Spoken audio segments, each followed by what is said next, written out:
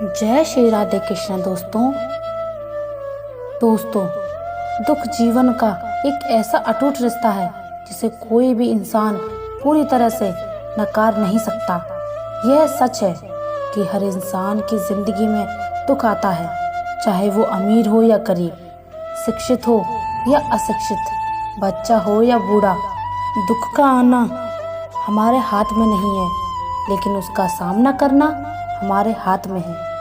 अक्सर लोग सोचते हैं कि आखिर दुख जीवन में क्यों आता है और इसका सामना कैसे करें। इस सवाल का जवाब सरल है, लेकिन इसे समझना और इसे अपनी ज़िंदगी में अपनाना एक चुनौती हो सकती है। दुख का कारण हमेशा एक जैसा नहीं होता। कभी ये हमारे अपने कर्मों का फल होता है, तो कभी हालात की मजबूरियों का परिणाम। लेकिन हर दुख के पीछे एक सीख, एक अनुभव और एक नई दिशा छुपी होती है।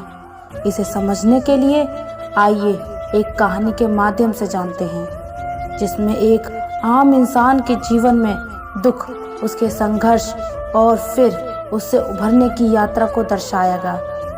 दोस्तों, बहुत पुरानी बात है। चांदपुर नाम के एक राज्य में पुरुषोत्तम नाम का नगर था।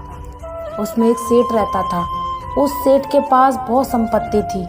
उस सेठ का नाम उस नगर में काफ़ी मशहूर था। सेठ पुरुषोत्तम की केवल एक ही संतान थी और वह थी उसकी बेटी रूपाली। सेठ की बेटी अब जवान हो चुकी थी और वह चाहता था कि अपनी बेटी की शादी जल्दी से जल्दी करवा दे, क्योंकि पुरुषोत्तम दास को ये अंदेशा था कि अब बूढ़ा हो चला है।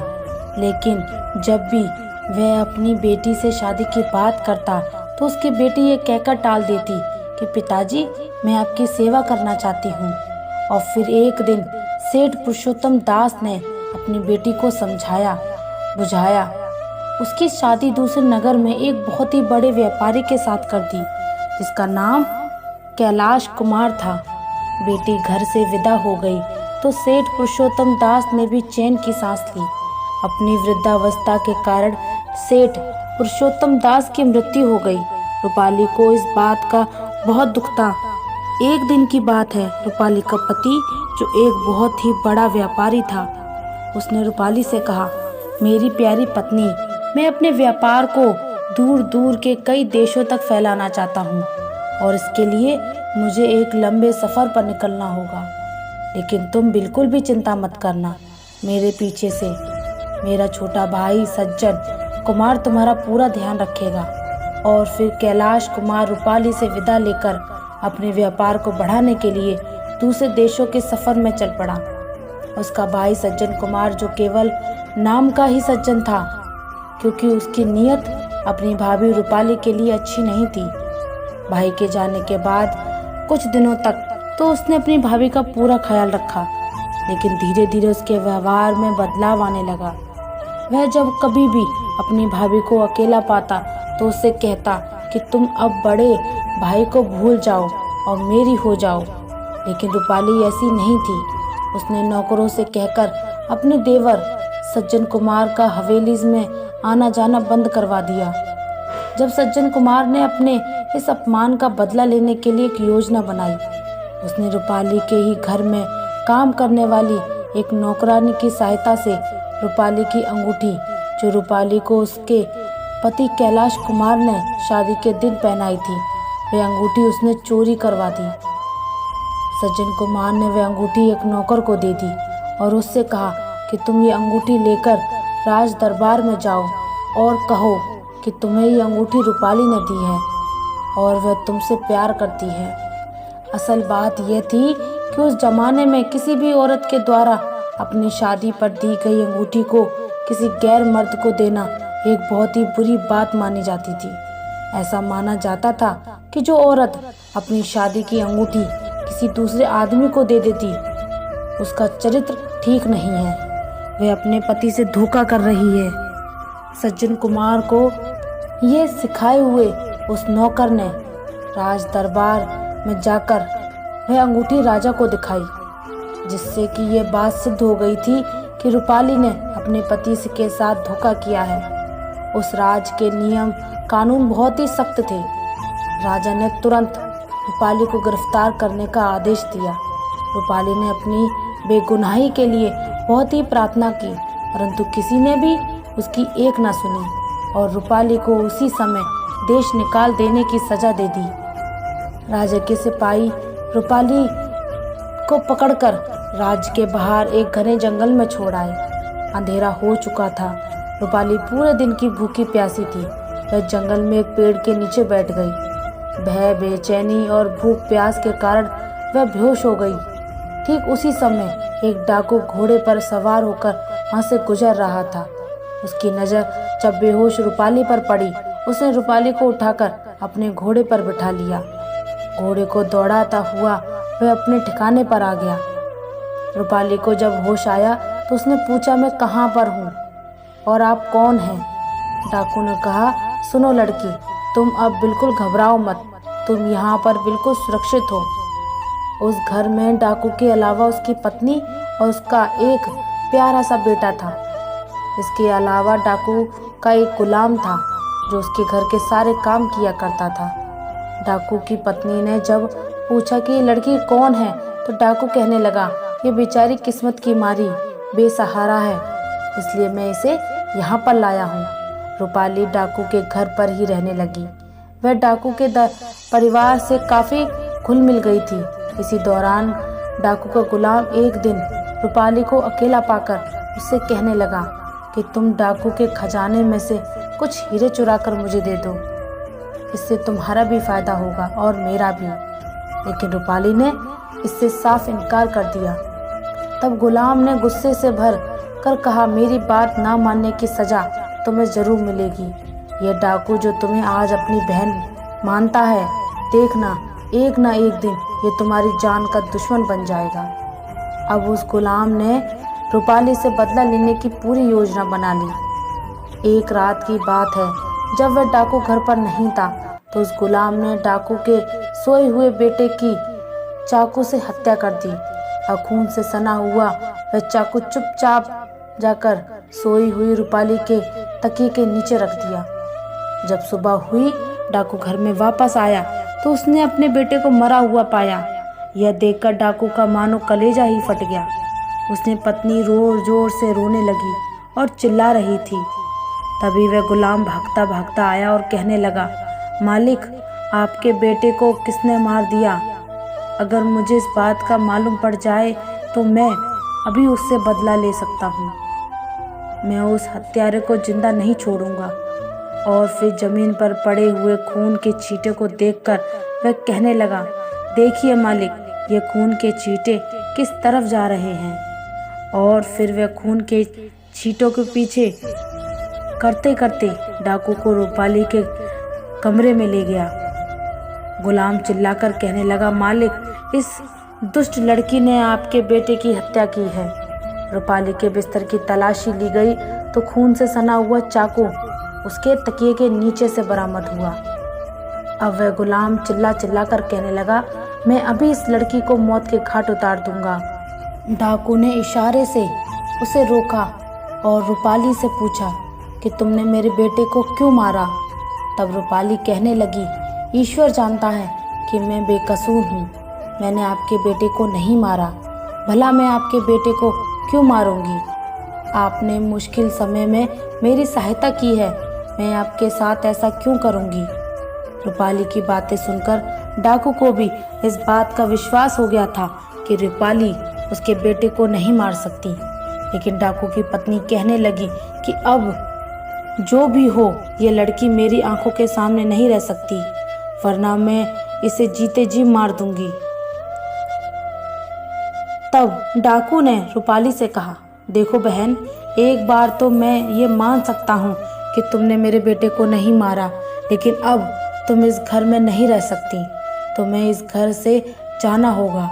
फिर डाकू ने 400 अशर्फियाँ से भरी हुई एक थैली रूपाली को देते हुए कहा कि तुम ये धन अपने पास रख लो, ये तुम्हारे बहुत ही काम आएगा।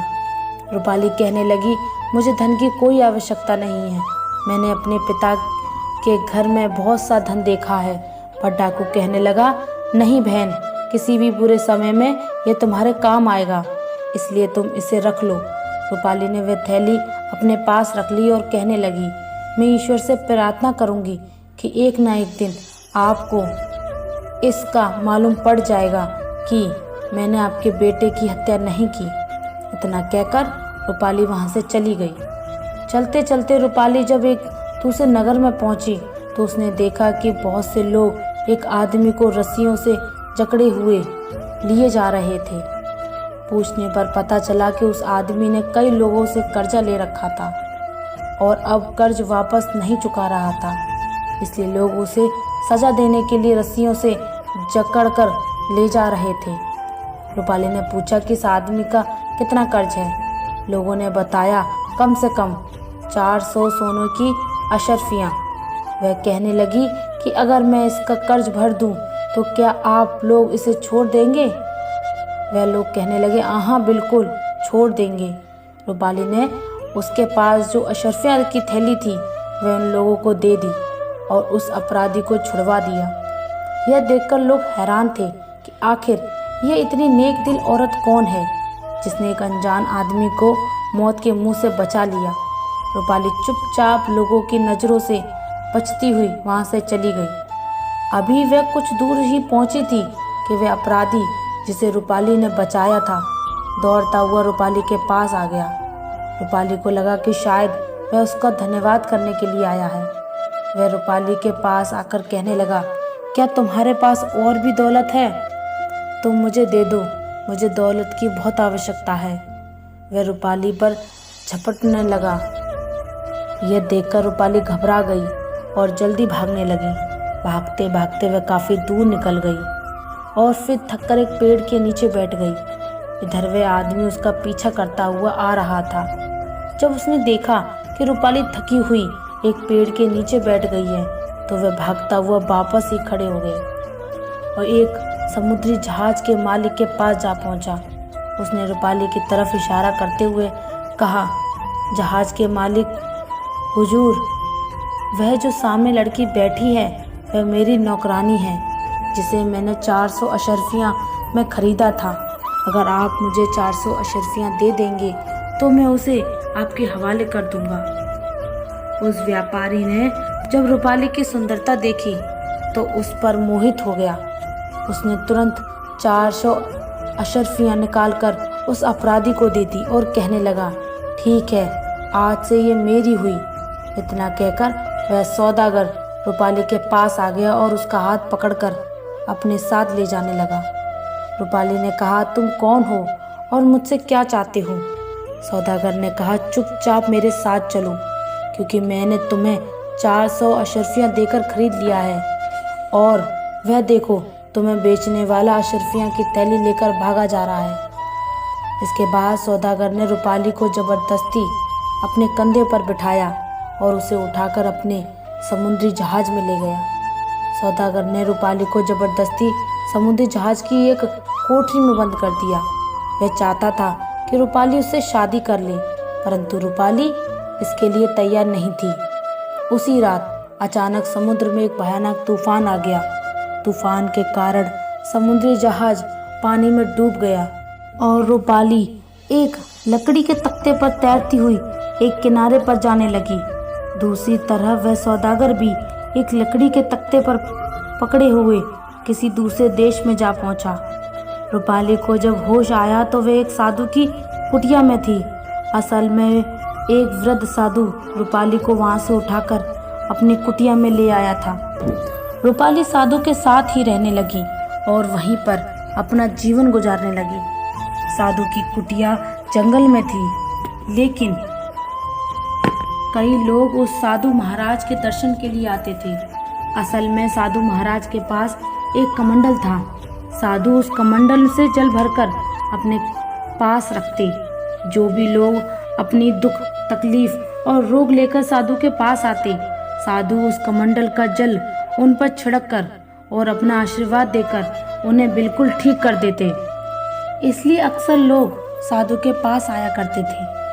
दिन गुजरते हुए वृद्ध साधु को अब इस बात का अंदेशा हुआ कि उसकी मौत अब निश्चित है, तो उसने रूपाली को वह कमंडल देते हुए कहा, बेटी, मेरी मृत्यु के बाद ये कमंडल तुम अपने पास रखना। मैंने ये कमंडल अपनी तपस्या से प्राप्त किया है। अब इस कमंडल के द्वारा तुम लोगों के दुख, दर्द और उनकी बीमारियों को ठीक करोगी।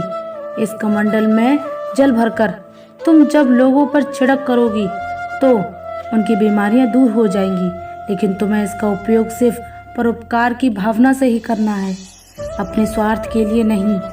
रूपाली ने कहा, ठीक है बाबा, मैं आपको वचन दे सकती हूँ, ऐसा ही करूँगी।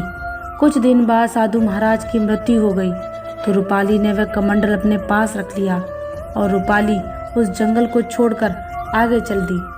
सफर तय करते हुए रूपाली अब एक ऐसे देश में जा पहुंची जहां पर सिर्फ औरतों का ही साम्राज्य था।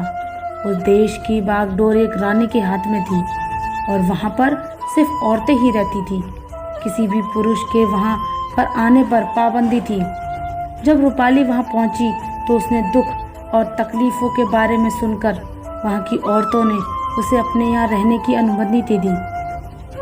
रूपाली वहीं पर रहने लगी और साधु बाबा के द्वारा दिए गए कमंडल से लोगों की सहायता करने लगी। वहां के प्रजा के दुख, दर्द और बीमारियों को दूर करने लगी। जब वहां की रानी को इस बारे में पता चला तो उसने रूपाली को अपने महल में बुलाया और कहा, बेटी, तुम जैसी नेक दिल औरत की जगह इस महल में है। तुम महल में आकर रहो और लोगों के दुख, दर्द और उनकी बीमारियां दूर करो। रूपाली अबरा के महल में रहने लगी। समय बीतने के साथ साथ रानी की वृद्ध अवस्था हो चुकी थी। उसने रूपाली को अपना उत्तराधिकारी घोषित कर दिया और एक घोषणा की कि रानी की मृत्यु के बाद रूपाली ही इस देश की नई रानी बनेगी। कुछ समय के बाद जब रानी की मृत्यु हो गई तो सभी की सहमति से रूपाली को उस देश की रानी बना दिया गया। रूपाली की ख्याति अब दूसरे देशों में भी फैलने लगी थी। वह लोगों के दुख, दर्द और उनकी बीमारियों को ठीक कर देती थी। अब आसपास के देशों में भी कई लोग रूपाली के पास अपनी बीमारियों का इलाज करवाने के लिए आने लगे। बदले में वह रूपाली को ढेरों आशीर्वाद देते और दुआएं देकर जाते। अब इस देश में दूसरे देशों से पुरुष आ सकते थे, लेकिन सिर्फ अपना इलाज करवाने के लिए, और इलाज के बाद ना को वहां से जाना होता। एक दिन की बात है, रूपाली को खबर मिली कि वहां एक सराय में 6 मुसाफिर आकर रुके हैं। अगले दिन वे 6 मुसाफिर जब राजमहल में पहुंचे तब रूपाली ने अपने कमरे की खिड़की से उन 6 मुसाफिरों को देखा।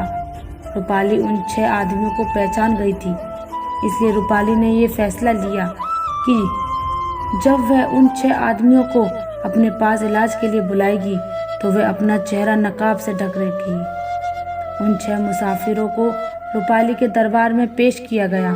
रूपाली ने अपना चेहरा एक नकाब से ढक लिया और उन आदमियों से उनकी तकलीफ के बारे में पूछा।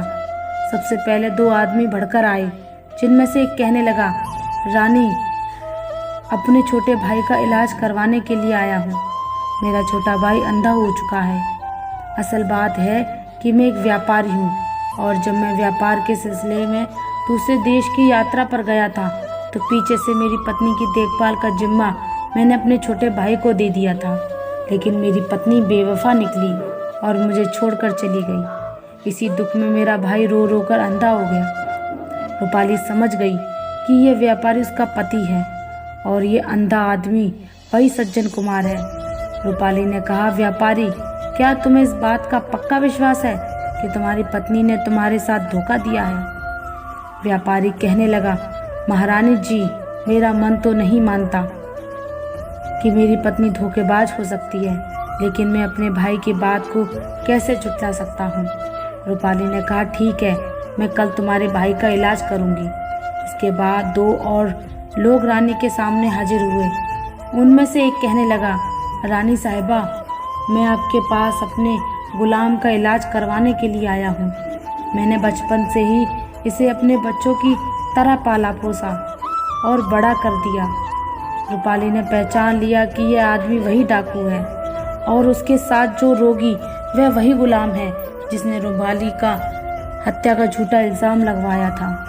रूपाली ने कहा, अच्छा ठीक है, तुम्हारा इलाज भी कल किया जाएगा। अब अगले मुसाफिर ने उठकर कहा, महाराज, मुझे कोड़ी का रोग हो गया है, कृपया ईश्वर से प्रार्थना कीजिए कि मैं ठीक हो जाऊं।